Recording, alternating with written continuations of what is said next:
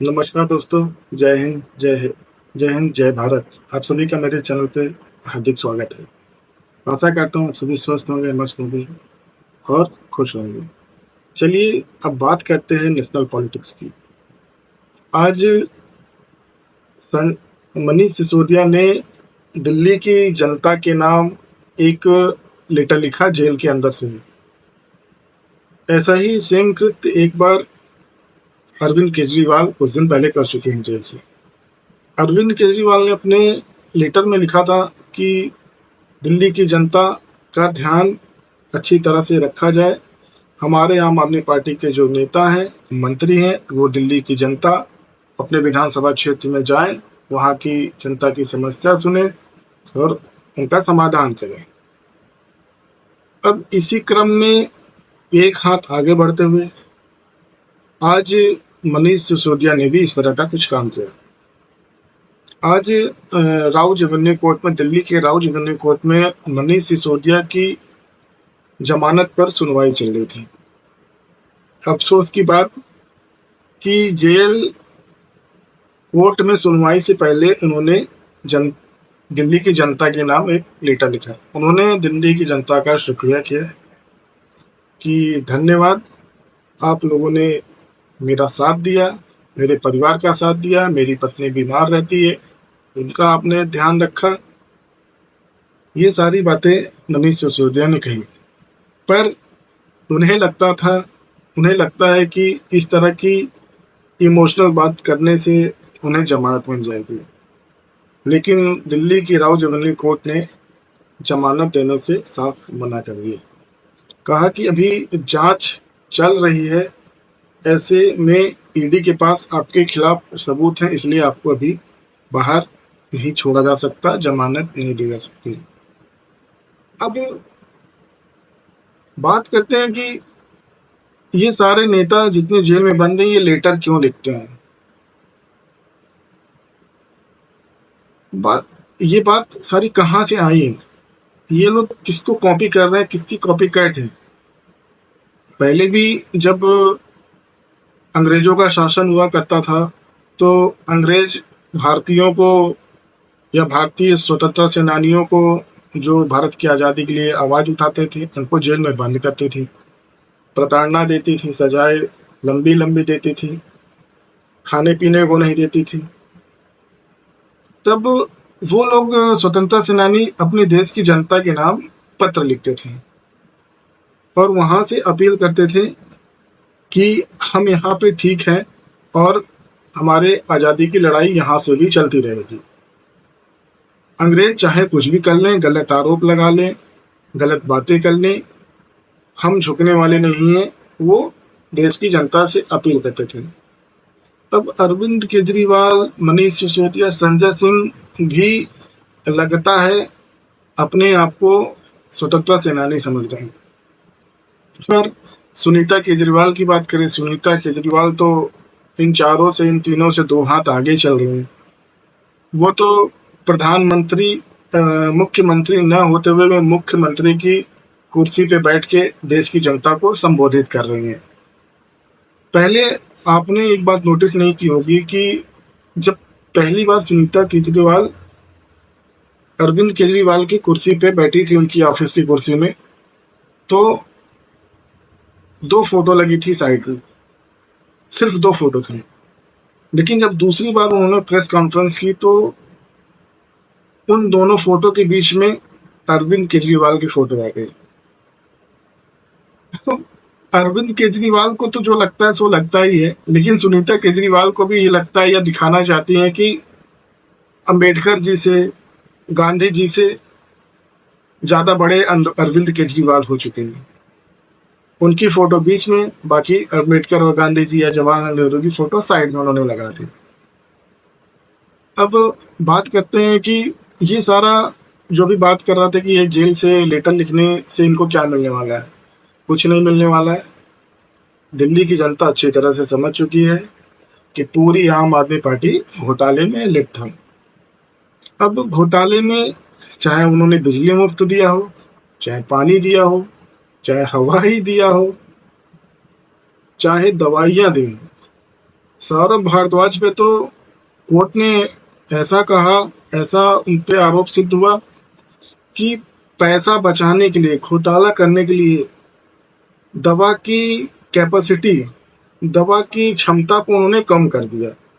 कहने का मतलब कि जो दवा 100 रुपए में 500 mg की मिलती थी, वही दवा उन्होंने 100 रुपए की दे के उस ताकत के बराबर की न दवा दे के 10 mg की दवा दी। कोर्ट ने साफ साफ कहा कि ये घोटाला है और इसका जो पैसा आया हुआ है वो कहाँ गया है। इस तरह की कार्रवाई सौरभ भारद्वाज पर चल रही है। अब उससे पहले आतिशी मान लेना, उनका तो अलग ही रुआब है। वो जब खाली बैठती है तो प्रेस कॉन्फ्रेंस कर देती है।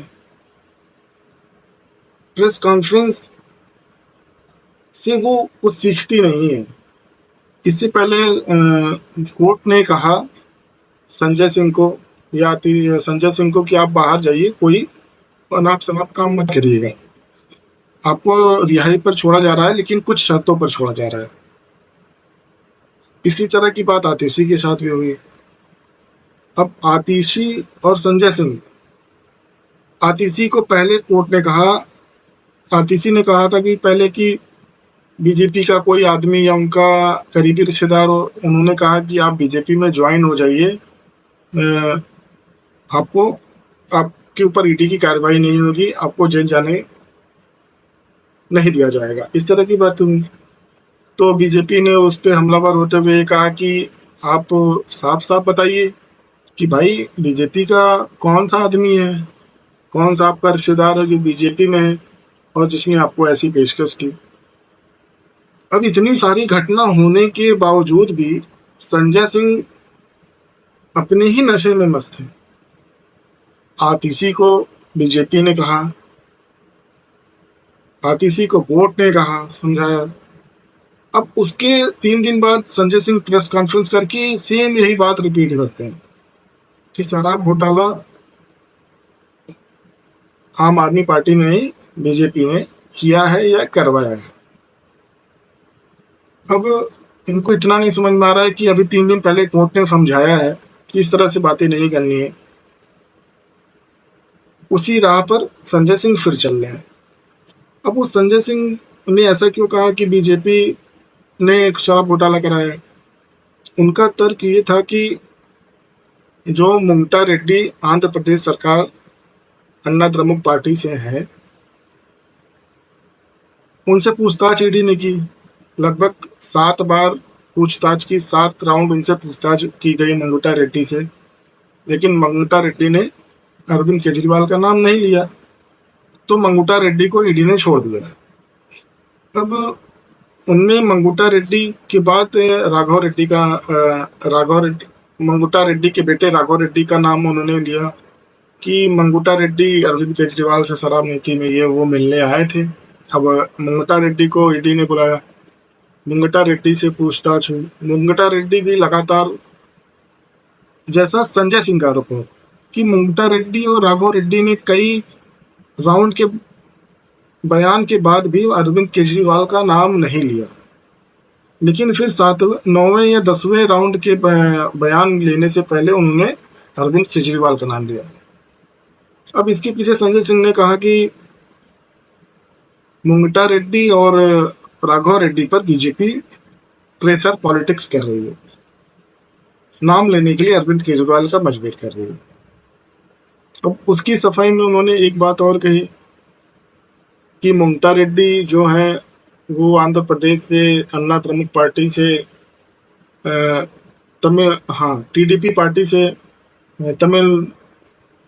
तेलुगु देशम पार्टी से, वो टीडीपी से बीजेपी के टिकट पे लड़ रहे हैं।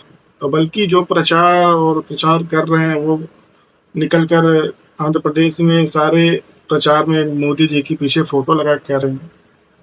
तो जैसे संजय सिंह का जो आरोप है वो मतलब इसी तथ्यों पर आधारित है, और ईडी ने जो उनके ऊपर केस किया है वो तथ्य ईडी ने कोर्ट के सामने पेश किया, तब उन्हें सजा हुई थी। अब संजय सिंह छूट गए, छूटने का भी बेसिस ईडी ने कहा कि संजय सिंह से जो जानकारी मुझे लेनी थी वो अभी मुझे मिल चुकी है, इसलिए आप उन्हें बेल दे सकते हैं। इसी आधार पर संजय सिंह को बेल हुई। अब आने वाले समय में देखना ये है कि आम आदमी पार्टी के कितने घोटाले और भी सामने आने वाले हैं। अभी तो बात हुई शराब। मुझे तो लगता है कि शराब घोटाले में जो पैसा गोवा चुनाव में यूज किया वो घोटाला तो अलग बात है। कितने परिवार बर्बाद हो गए होंगे। शराब व्यवसायी को फायदा देने के लिए एक शराब की बोतल पे दूसरी शराब फ्री, और वो भी ऐसे समय में कोरोना का आपातकाल चल रहा था, कोरोना टाइमलाइन चल रहा था। हर घर किसी न किसी चीज से परेशान था। किसी के पास पैसे की कमी, किसी के पास इलाज की कमी, दिल्ली सरकार के पास ऑक्सीजन की कमी, सबसे बड़ी समस्या। अब ऑक्सीजन की कमी, लेकिन ये लगता था कि एक बोतल पे एक शराब देके दिल्ली की जनता को शराब के माध्यम से ऑक्सीजन दे रहे हैं। सोचिए किस तरह की पार्टी है। जिस समय दिल्ली सरकार को ऑक्सीजन की आवश्यकता थी, उस समय ये एक बोतल पे एक बोतल शराब फ्री दे रहे थे। सोचिए बहुत सारे ऐसे परिवार उस समय होते होंगे जो आर्थिक स्थिति से गुजर रहे होंगे, और शराब का क्या है, जब किसी को फ्री मिलता है तो वो दौड़े दौड़े दुकान चले जाते हैं।